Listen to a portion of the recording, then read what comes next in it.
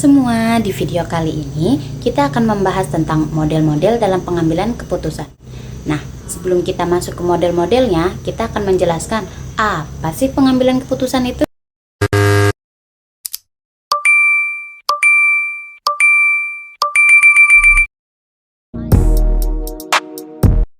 Pengambilan keputusan merupakan suatu proses di mana seseorang atau suatu kelompok orang memilih salah satu dari berbagai opsi yang tersedia untuk mencapai tujuan tertentu atau menyelesaikan masalah tertentu.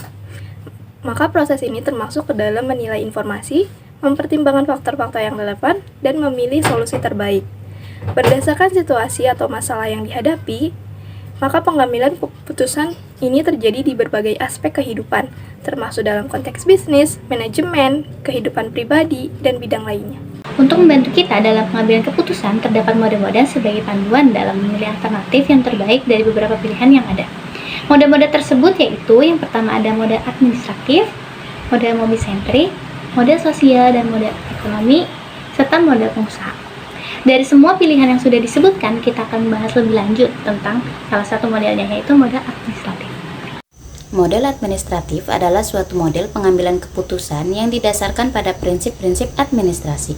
Model ini menekankan pada penggunaan data dan informasi yang akurat, serta prosedur yang berstruktur dalam pengambilan keputusan. Pengambilan keputusan dalam model administratif dilakukan dengan cara mengumpulkan data dan informasi yang relevan terkait masalah yang dihadapi. Menganalisis data tersebut dengan menggunakan teknik-teknik analisis yang sesuai, mengevaluasi alternatif-alternatif solusi yang mungkin, dan memilih solusi yang paling sesuai dengan tujuan organisasi. Model administratif dilakukan dalam situasi-situasi yang rutin, memerlukan efisiensi dan fokus pada peran administrator. Contoh model administratif ini bisa kita lihat dari proses rekrutmen karyawan, di mana seorang manajer HR akan mengumpulkan data, informasi terkait kualifikasi dan pengalaman kandidatnya. Kemudian, ia menganalisis data tersebut untuk menentukan kandidat yang sesuai dengan kebutuhan. Setelah itu, manajer HR akan mengevaluasi alternatif solusi seperti melakukan wawancara atau tes tertulis dan memilih solusi yang tepat yang paling efektif untuk memilih kandidat yang tepat. Model administratif memiliki perbedaan dengan model lainnya dalam konteks pengambilan keputusan administratif. Model administratif melibatkan pertimbangan aspek administratif dalam pengambilan keputusan, seperti kebijakan organisasi, prosedur, dan peraturan yang berlaku.